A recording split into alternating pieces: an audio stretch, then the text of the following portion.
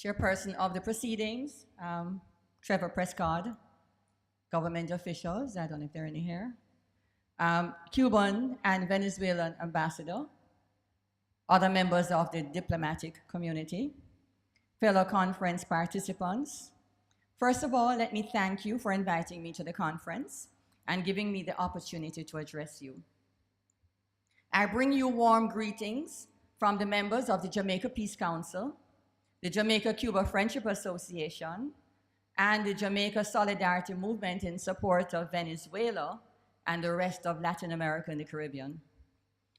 I must say how wonderful it is to reconnect with persons whom I met at the regional conference in the Dominican Republic in 2013, and also to meet in the flesh persons with whom I have interacted in WhatsApp groups and on Facebook and otherwise. I must also express gratitude for the hospitality that has been extended by our Barbadian comrades through Brother David Commission. I endorse the conference's objective of consolidating a serious Caribbean movement, a serious Caribbean peace movement, equipped with a concrete agenda and guiding philosophy. This is urgently needed at this time based on the current situation in several of our countries, which have been literally devastated by 1 or 2 hurricanes so far this season. It is also urgently needed because of our prevailing economic challenges resulting from colonialism and neocolonialism, which hinder our growth and development to varying degrees. It is also urgent as we witness ostensible moves to reverse progressive developments in Latin America and the Caribbean, with Venezuela being the main focus of attack at this time, with reversals having been achieved in Nicaragua and Brazil. And let us not forget earlier events in Grenada and Honduras. We must note with concern the recent trend towards reversal in the normalization of relations between the United States and Cuba, with the scaling down of both embassies by the US on the basis of an issue that Cuba has expressed interest in resolving through investigation, through thorough investigation.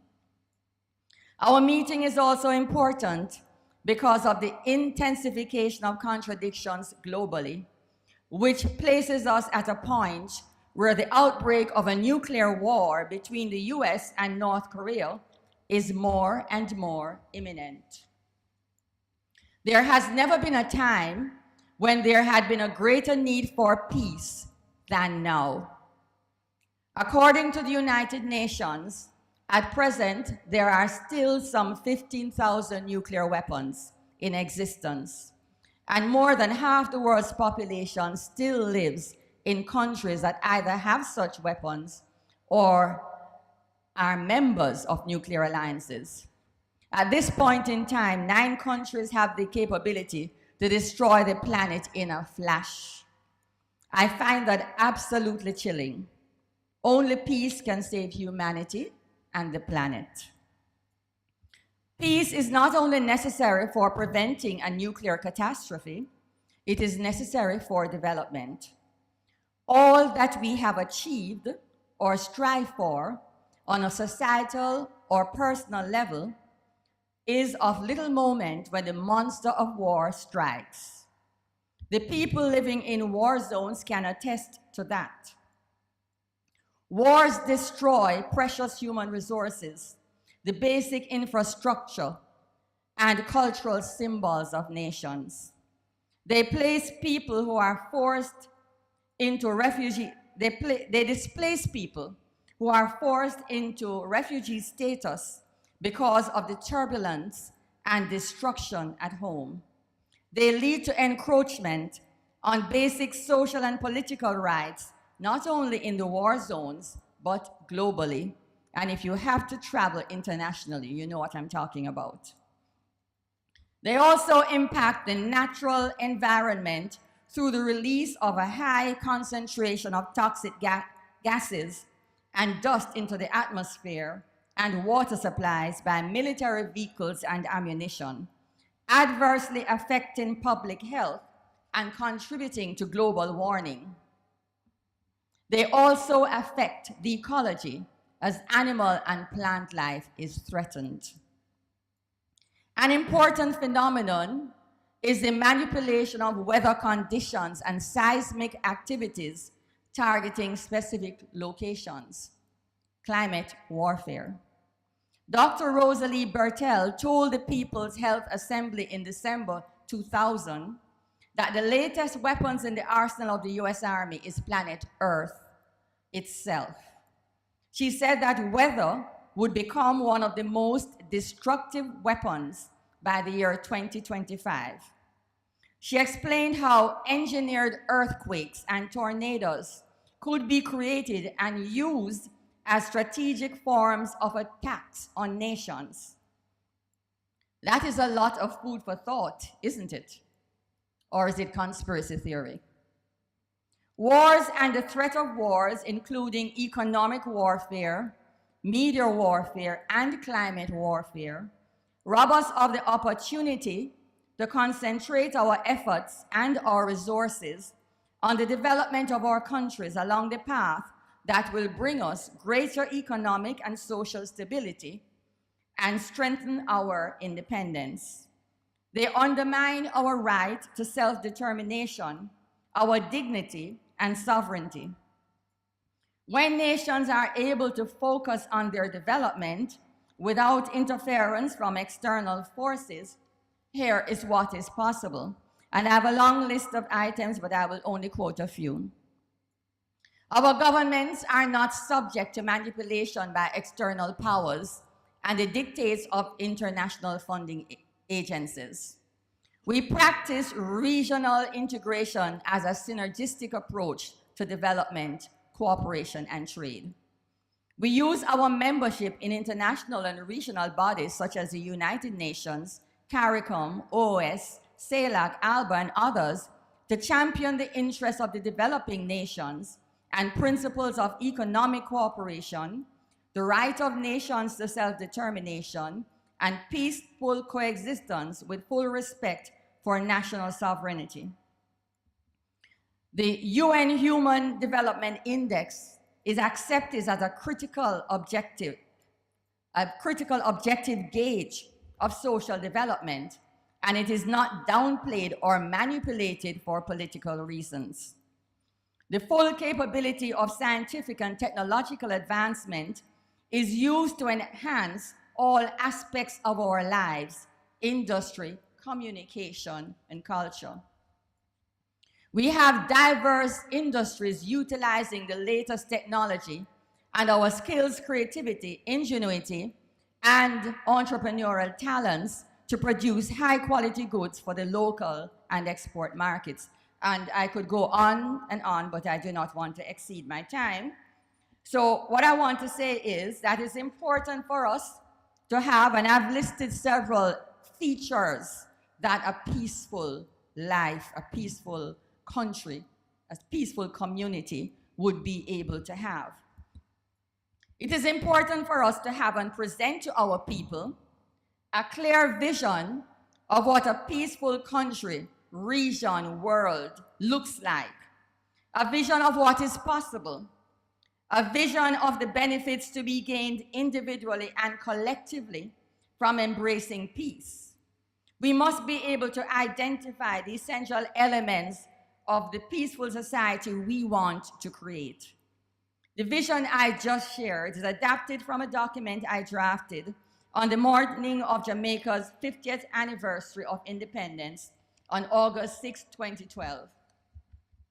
Ironically, at that time, the government of Jamaica was contemplating the signing of a new deal with the IMF. I think it is very relevant to the peaceful future we are creating as we gather here today for all the countries in our region and for all humanity by extension. It is amazing that such a beautiful vision is considered a threat to the interests of those who thrive on the current conditions in which we exist. Creation of this new world is anathema to the proponents of private accumulation and greed. As we build a Caribbean peace movement, there are some immediate tasks we have to address and which must be included in our plan of action. We must advocate for immediate and unconditional support to the countries of the region that were affected by the recent climate disasters. This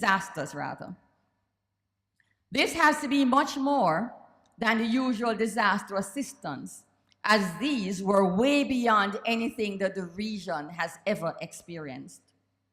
We need to call on the United Nations to see to the setting up of a special fund for assistance to nations in their recovery from natural disasters associated with global warming and for the development of adequate infrastructure to cope with the impact of climate change. And as we speak of the recent disasters, we also have to bear in mind the experience of Haiti in that 2010 earthquake, from which they still have not recovered, and they have had subsequent experiences with other disasters. They still have a tent city.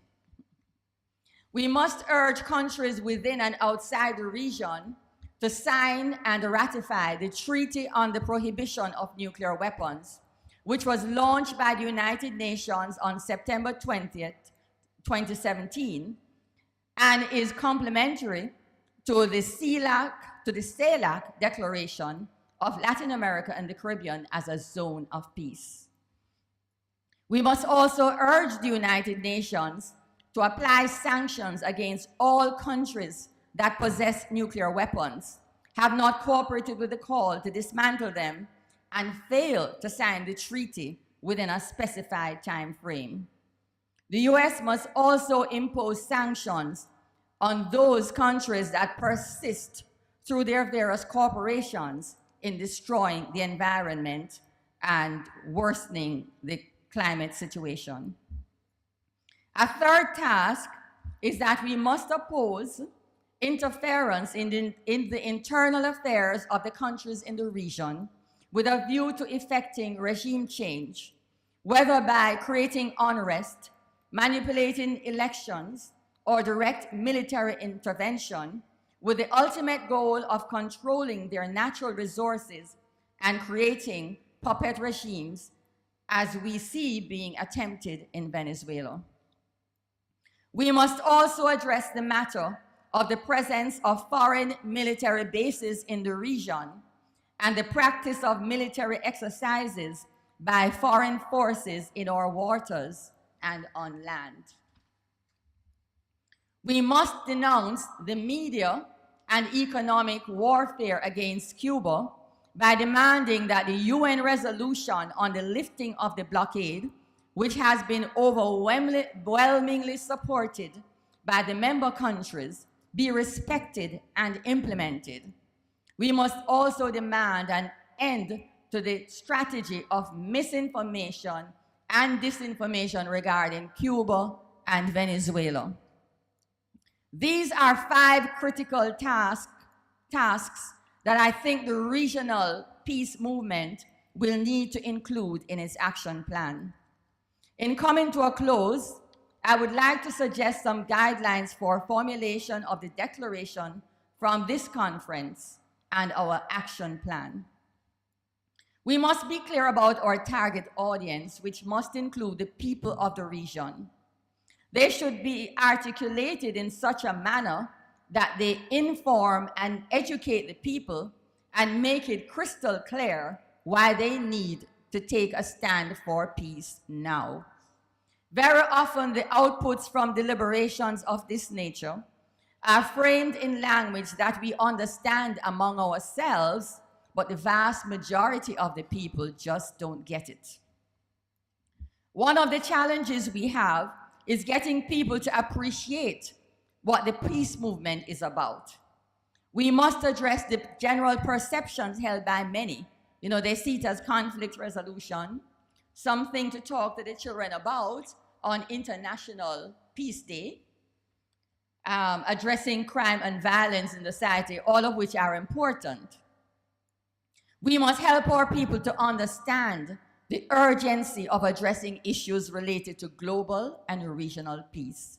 They need to understand concretely how it affects them and how it ties in with a narrow perspective that they have.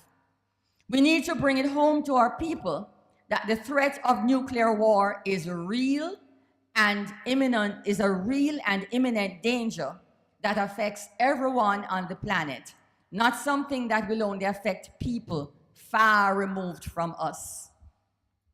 We must also be careful to connect with other issues that are important to our people in the region and that have some bearing on this question, such as, for instance, the matter of reparations, which is very, very important to our African community in our region. We need to avoid being accused of ignoring important issues. We must also link our efforts today with the spirit and vision of our various countries.